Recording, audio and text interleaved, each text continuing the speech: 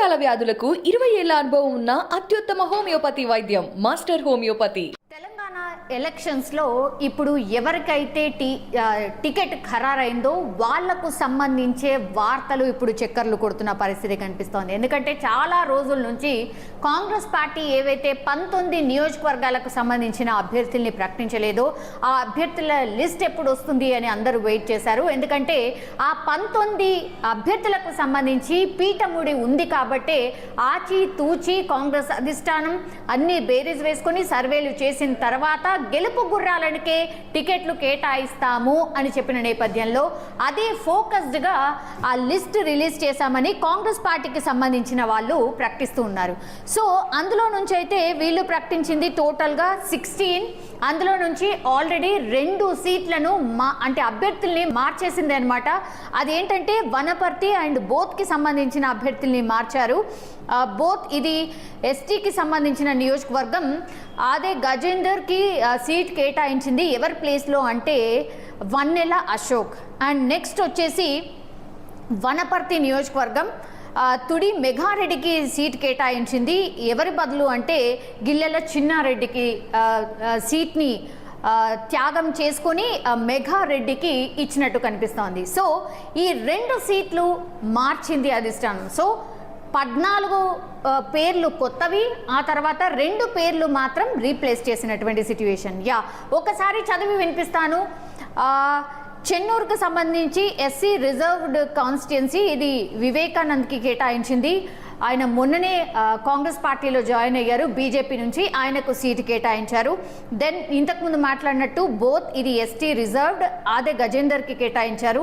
Jukkal SC reserve తోట లక్ష్మీకాంతారావుకి కేటాయించారు. Then Banswada ఏనుగు రవీందర్ రెడ్డి, ఈయన కూడా మొన్ననే బీజేపీలో ఉంటూ కాంగ్రెస్ పార్టీలో రీసెంట్లీ జాయిన్ అయ్యారు, ఆయనకు కూడా సీటు దక్కింది బాన్స్వాడ నుంచి. ఇక కామారెడ్డి నుంచి రేవంత్ రెడ్డి పీసీసీ చీఫ్ రేవంత్ రెడ్డి బరిలో ఉండబోతున్నారు. ఆయన ఆల్రెడీ కొడంగల్లో నామినేషన్ వేశారు. దెన్ సీఎం కేసీఆర్ పోటీ చేస్తున్న కామారెడ్డి మీద రేవంత్ రెడ్డి పోటీ చేయబోతున్నారు. క్వైట్ ఇంట్రెస్టింగ్ ఫైట్ కూడా ఉండబోతోంది.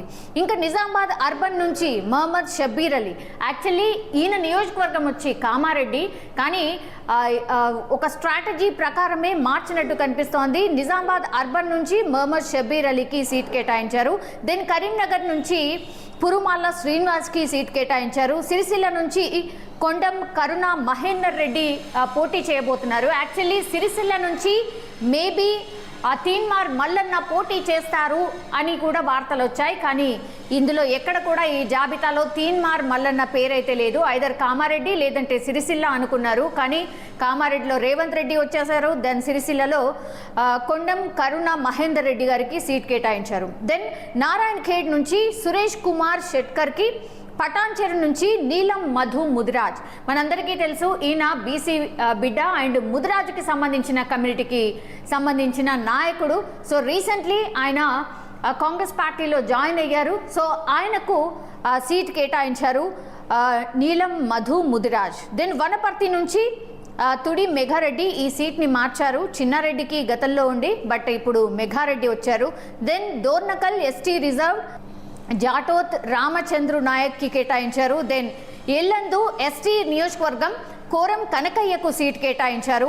వైరా ఎస్టీ నియోజకవర్గం రామ్దాస్ మాలోత్కి కేటాయించారు. Then Sathupalli SC reserved constituency Matta రాఘమయ్యకు కేటాయించారు. Then Aswaraopeta ST reserved constituency Jara అభినారాయణకు కేటాయించారు. సో ఇదంతా లిస్ట్ ఎప్పుడైతే రిలీజ్ అయిందో రాత్రి నుంచి కూడా ఈ పేర్లు ఎక్కడైతే అన్ఎక్స్పెక్టెడ్ పేర్లు ఎప్పుడైతే వచ్చాయో అసంతృప్తులు పూర్తిగా రోడ్ల మీదకి వచ్చి కాంగ్రెస్ పార్టీ మీద కావచ్చు లేదంటే డైరెక్ట్ రేవంత్ రెడ్డి మీద కామెంట్ చేస్తూ ఉన్నారు. సీట్లు అమ్ముకుంటున్నారు, ఎప్పటి నుంచో గ్రౌండ్ వర్క్ చేస్తున్న లీడర్ని కాదని కొత్తగా వచ్చిన వాళ్ళని అకామిడేట్ చేస్తున్నారు అంటూ ఈరోజు రేవంత్ రెడ్డి ఇంటి ముందర చాలా మంది నాయకులు వచ్చి తమ నిరసన వ్యక్తం చేస్తున్నారు. అందులో భాగంగానే ఈరోజు రేవంత్ రెడ్డి ఇంటి ముందర పటాన్ చెరు టికెట్ ఎవరైతే ఆశించారో కాటా శ్రీనివాస్ గౌడ్కి సంబంధించిన అనుచరులు కావచ్చు, వాళ్ళందరూ వచ్చి రేవంత్ రెడ్డికి వ్యతిరేకంగా నినాదాలు చేశారు. దెన్ సీట్లు అమ్ముకుంటున్నారు. అసలు నీలం మధు ముదిరాజు ఎవరు? కాంగ్రెస్ పార్టీకి సంబంధించిన లీడర్ అనగానే గుర్తొచ్చేది పటాన్ చెరులో కాటా శ్రీనివాస్ గౌడ్. ఎప్పటి నుంచో గ్రౌండ్ వర్క్ చేస్తున్నాము, గతంలో కూడా 80,000 ఓట్లు సాధించారు. అట్లాంటి నాయకుడిని పక్కన పెట్టి కనీసం సంప్రదించకుండా నీలం మధుకి టికెట్ ఎట్లా కేటాయిస్తారు అన్న వాయిస్ అయితే వినిపిస్తున్నారు. కొంత ఉద్రిక్త పరిస్థితి కూడా రేవంత్ రెడ్డి ఇంటి ముంగట నెలకొన్న పరిస్థితి కనిపిస్తోంది. చాలా మంది నాయకులను అరెస్ట్ చేశారు పోలీసులు. గందరగోళం చెలరేగడంతో చాలా మంది కార్యకర్తలు ఒకేసారి రేవంత్ రెడ్డి ఇంటి దగ్గర ధర్నా చేయడంతో పోలీసులు పూర్తిగా వాళ్ళను అరెస్ట్ చేసి అక్కడి నుంచి తరలిస్తున్న సిచ్యువేషన్ కనిపిస్తోంది. అయితే ఇదిలా ఉంటే కాంగ్రెస్ పార్టీకి సంబంధించిన senior leader and deputy CM ఎవరైతే ఉన్నారో దామోదర్ రాజనరసింహ, ఆయన ఆందోళన నుంచి పోటీ చేస్తున్నారు. ఒకంత ఆయన కూడా ఆశ్చర్యం వ్యక్తం చేశారు. ఎందుకంటే ఈ లిస్ట్ లో ఆయన అనుకోని పేర్లు కూడా ఉన్నాయంటూ ఆయన అసంతృప్తిని వ్యక్తం చేశారు. చాలా మంది కాంగ్రెస్ పెద్దలు ఆయనకు ఫోన్ చేశారు. ఎందుకంటే నేను ఈ టికెట్స్ విషయంలో అసంతృప్తిగా ఉన్నాను, డెఫినెట్లీ నేను ఏదో ఒక డిసిషన్ తీసుకుంటాను, నేను పార్టీకి రాజీనామా చేయబోతున్నాను అని కాంగ్రెస్ కి సంబంధించిన పెద్దలకు చెప్పినట్టుగా వార్తలు వస్తున్నాయి. Damodar Rajanarasimha after third list ఆయన అసంతృప్తిగా ఉన్నారు. ఆందోళనకి సంబంధించి ఆయన పోటీ చేస్తూ ఉన్నారు. బీఫామ్ కూడా తీసుకున్నారు. అక్కడే గ్రౌండ్ లెవెల్లో ప్రచారం కూడా చేసుకున్నారు. కానీ థర్డ్ లిస్ట్ వచ్చిన తర్వాత పటాన్ చెరు అండ్ నారాయణ్ ఖేడ్ కి సంబంధించిన టికెట్లు ఎవరికైతే దక్కాయో దానిపైన తాను తీవ్ర అసంతృప్తి వ్యక్తం చేశారు. ఎందుకు ఇట్లా చేస్తున్నారు? గ్రౌండ్ లెవెల్లో ఎవరికైతే బలం ఉందో వాళ్ళకి కాకుండా కొత్తగా వచ్చిన వాళ్ళని అకామిడేట్ చేయడము ఏంటి అని తన అసంతృప్తిని అయితే వ్యక్తం చేశారు. ఒక దిక్కేమో పిసిసి చీఫ్ రేవంత్ రెడ్డి ఇంటి దగ్గర ఉద్రిక్తత, then direct Damodar Rajanarasimha deputy CM గా ఆయన ఉన్నారు, senior leader of Congress party. ఆయననే డైరెక్ట్ గా అసంతృప్తి వ్యక్తం చేసిన సిచ్యువేషన్ కనిపిస్తోంది. ఆయన డైరెక్ట్ గా కొన్ని కామెంట్స్ చేశారు.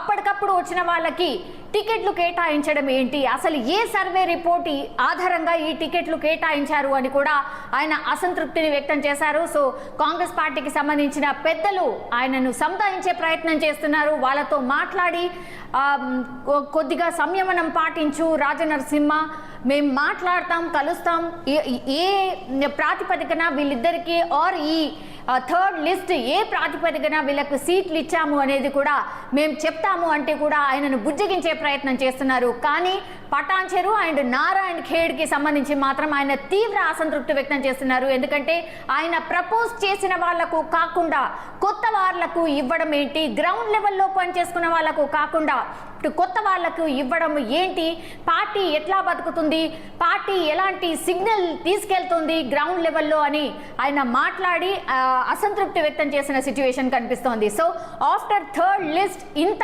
అసంతృప్తి అయితే చెలరేగింది కాబట్టి ఇప్పుడు కాంగ్రెస్ పెద్దలు ఏం చేయబోతున్నారు? ఎందుకంటే ఇంత లాస్ట్ స్టేజ్లో టికెట్లు 19 నియోజకవర్గాలకు సంబంధించి ప్రకటించారు అంటేనే ఇవి డెఫినెట్లీ పీఠముడి ఉన్నటువంటి సీట్లు అండ్ దెన్ ఇష్యూస్ ఉన్న సీట్లు కాబట్టే ఇంత ఆచి తూచి కంప్లీట్గా ప్లాన్ వేసుకుని రాత్రి 10 దాటిన తర్వాత ఈ లిస్ట్ని అయితే అనౌన్స్ చేసింది కాంగ్రెస్ పార్టీ. అయినా సరే వెంటనే అసంతృప్తి, ఎస్పెషల్లీ వనపర్తి అండ్ బోత్కి సంబంధించిన నియోజకవర్గాల్లో అసంతృప్తి ఉంటుంది అనుకున్నారు. ఎందుకంటే అక్కడ అభ్యర్థుల్ని మార్చారు, కానీ అక్కడి నుంచి ఎక్కువ అసంతృప్తి రావట్లేదు. పటాన్ చెరు అండ్ నారాయణ్ ఖేడ్ కి సంబంధించి మాత్రం చాలా అసంతృప్తి వ్యక్తమవుతోంది. అండ్ అందులో భాగంగానే దామోదర్ రాజనరసింహ కూడా రియాక్ట్ అయ్యారు. మరి కాంగ్రెస్ పెద్దలు ఇప్పుడు ఏం చేయబోతున్నారు? వెళ్ళి దామోదర్ రాజనరసింహను కలవబోతున్నారా? ఆయనకు నచ్చ చెప్పబోతున్నారా? ఏం చెప్పబోతున్నారు? ఈ అసంతృప్తిని ఎట్లా చల్లారబోతున్నారు? ఎందుకంటే ఆల్మోస్ట్ ఇంకా 20 రోజుల తర్వాతనే పోలింగ్ ఉండబోతోంది. సో ఇట్లాంటి అసంతృప్తి ఒకవేళ కాంగ్రెస్ పార్టీలో బయలుదేరితే మాత్రం పార్టీకి చాలా నష్టమని పెద్దలకు కూడా తెలుసు. కాబట్టి దీన్ని ఎట్లా కంట్రోల్ చేయబోతున్నారు అనేది కూడా వేచి చూడాల్సిన అవసరం కనిపిస్తోంది. కానీ ఆఫ్టర్ థర్డ్ లిస్ట్ మాత్రం కాంగ్రెస్ పార్టీలో చాలా వరకు అసంతృప్తులు నిరసన వ్యక్తం చేస్తున్నారు. కాంగ్రెస్ పార్టీ మీద కావచ్చు, రేవంత్ రెడ్డి మీద డైరెక్ట్ అటాక్ చేస్తున్న పరిస్థితి అయితే కనిపిస్తోంది. సో ఢిల్లీకి సంబంధించిన పెద్దలు ఏం చేయబోతున్నారు? ఇదంతా కూడా సద్దుమణిగే అవకాశం ఎంతవరకు ఉంది?